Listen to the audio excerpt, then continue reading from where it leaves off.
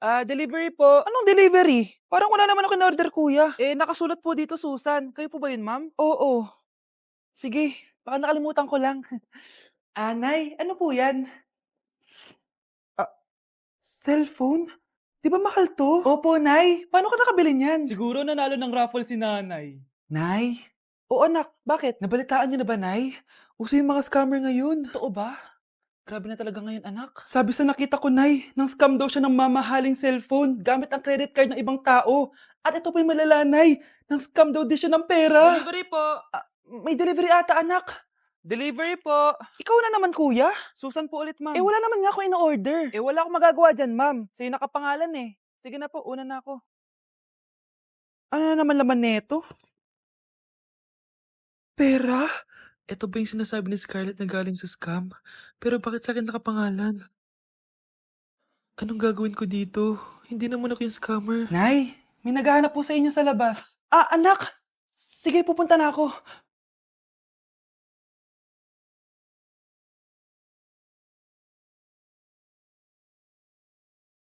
Hello po. Ano pong kailangan nila? Kayo po ba si Susan, ma'am? May natanggap po kasi akong report na kayo daw po nangi-scam. Scammer? Hindi ako scammer, Ma'am, sa'yo nakapangalan ng mga parcel. Kaya sumama ka na sa amin. Hindi nga ako scammer! Ikukulong ka na namin. Huwag niyo ko ikulong! Hindi ako scammer! Itigil niyo na yan! Hindi si nanay ang scammer. Pero nasa bahay na to, ang totoong scammer. Anak? Oh, Nay. Gising ka pa? May ibibigay lang ako sa'yo. Oh, eto. Good luck to, ha? Dreamcatcher to, Nay, Oo, anak. Ang sabi nila, magsabi ka lang ng wish mo dyan, matutupad. Malay mo naman, di ba? Thank you, Nay. Dreamcatcher. Matry nga to. Sana maging top 1 ako sa klase namin. Anak! Congrats! Bakit po, Nay? Ikaw daw ang top 1 sa klase nyo! Totoo ba, Nay? Totoo nga to.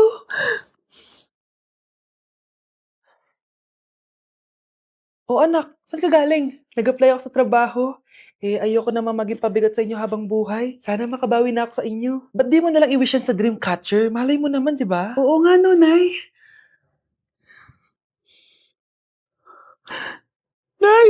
Tanggap na ako sa trabaho! Ang laki pa ng sahod ko! O, di ba? Sabi ko naman sa'yo, anak eh. Deserve mo yan. Nay, sa wakas, makakabawi na rin ako sa inyo. Bes, alam mo, ang yaman mo na. Bakit di ka pa mag-asawa? Ay naku, Bes. Kung may magkakagusto man sa akin, ang gusto ko, mabait at responsable. Parang si Joshua. Naku, Bes. Si Joshua pa. Puro trabaho yan. Hi, Scarlett. Pwede ba tayong mag-lunch together mamaya? Sure, sige. Siyan ba? Ayun. Yan ang simula ng love story niyo, ha? Ay, mahal. Grabe. Natupad na natin yung mga pangarap natin. May anak tayo. May malaki tayong bahay. May maayos tayong trabaho. Ay, sa wakas. Proud ako sa ating dalawa, mahal.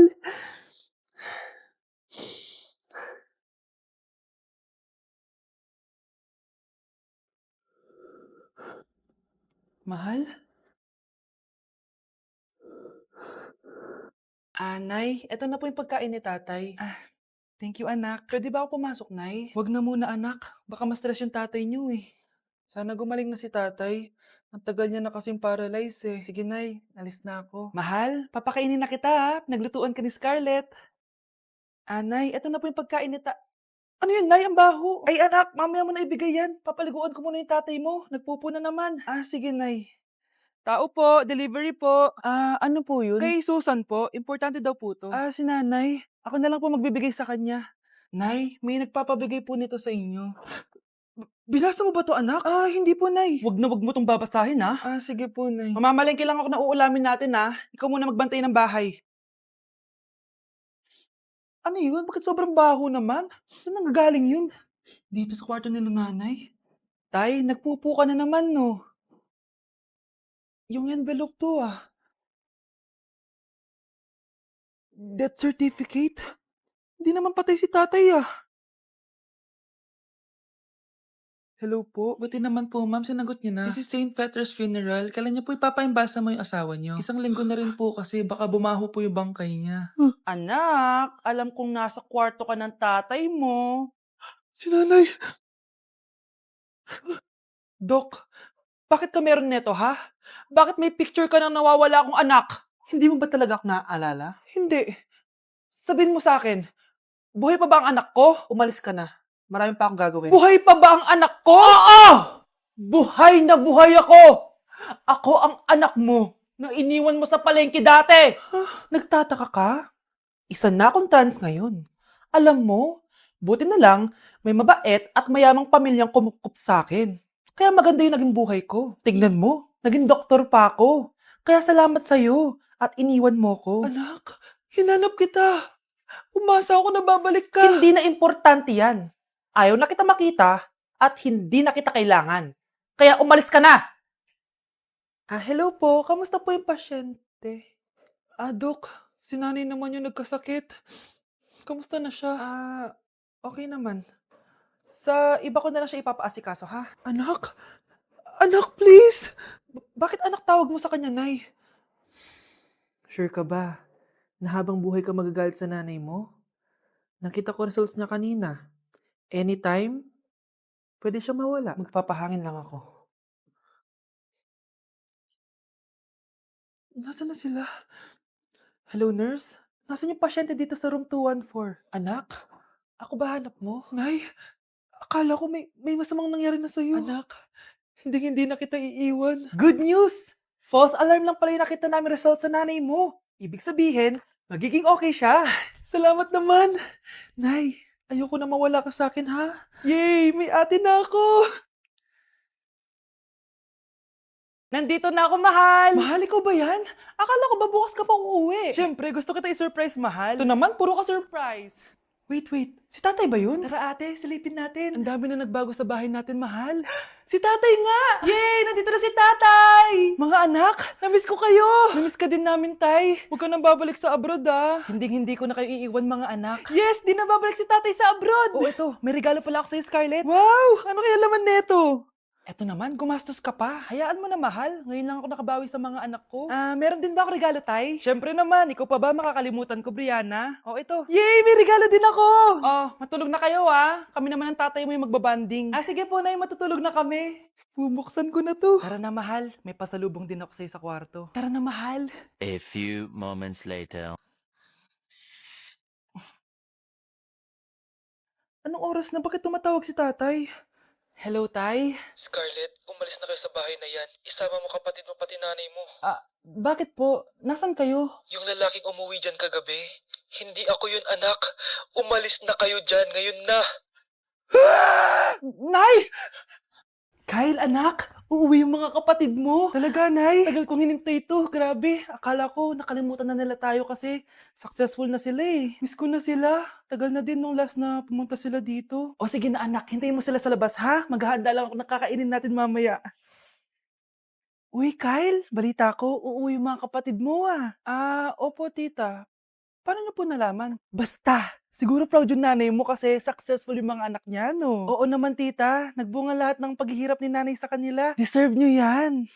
Malapit nyo nang malaman ng totoo. Walang sikretong hindi nabubunyag. Pasok na po ako, tita. Sige. Hello, Nay! Nandito na yung anak mong doktor, all the way from New York! Hi, Nay! Nandito na yung anak mong teacher, all the way from Central Elementary School! Hello, Nay! Nandito na yung anak mong engineer. Naiyak naman ako. Nakumpleto din kayo magkakapatid. Sana nakikita to ng tatay niyo. Masaya ako na nandito kayo, ate, kuya. Sana maging successful din ako na kagaya niyo. O siya na, kumain na kayo ha. Galing pa kayo sa malalayo eh. Wow naman, Mare. Bigatin na yung mga anak mo. Saya-saya. Oo naman, Mare. Ilang taon din akong kumayod para mapagtapos lang sila. Pero worth it naman, di ba? Teka, Mare, para mas masaya, may kailangan kang malaman. Ha? Ano to, Mare?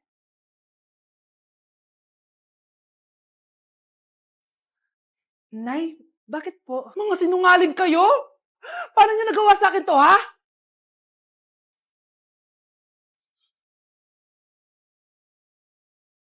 Wow! Gising na siya! ang palamunin dito sa bahay. Nay, wag ngayon please. Alam mo, bilib din ako sa'yo eh. Wala na nga tayong makain, nagpabuntis ka pa. Buti pa yung anak ni Rosa, pag-aaral ay natupag. Nakakawalang gana! Yan, umalis ka! Diyan ka magaling! Kasalanan mo to! Sinira mo yung future ko! Ate, please, tigilan mo yan. Walang kasalanan yung bata. Hindi! Dahil dito, galit sa akin si nanay. Kaya dapat mawala na to! Ate, wag! Ate! Anak, kain ka na. Nay, sorry anak ha sa mga sinabi ko. Hayaan mo, babawi ako sa'yo ha. Thank you, Nay. Nay, sumasakit yan ko. Nay. Oo, yung pinag-usapan natin ha. Hihintayin ko ng mga anak tong babaeng to. Pag nabigay ko na yung bata, ibigay mo na agad yung pera sa akin ha. Balak ibenta ni nanay yung anak ko. O anak, okay ka lang? Walang iya ka, Nay! Ang sama mo! Akala ko, totoong nagbago ka na. Pera pa rin pala yung nasa utak mo. Abay, bakit? Wala ka nang pakinabang dito. At least yung anak mo, mapapakinabangan ko. Wala ka namang papakain dyan eh. Napakasama mo! Lalayas na ako sa impyernong to! Sige, lumayas ka! Sino tinakot mo? Tignan natin kung saan ka pupulutin. Hello, Bes. Hello, Bes. Kilala mo ba si Edward? Oo, Bes. Siya yung ama ng dinadala ko. Mayaman pala sila, Bes. Gusto kanyang makita kasi gusto niyang panagutan yung baby mo. Talaga? Oo, Bes. Ito na yun, Bes. Bes, hindi mo na kailangan magtiis na nanay mo. Hindi pwedeng anak ko lang ang makikinabang sa yaman ng lalaking yun. Dapat ako din.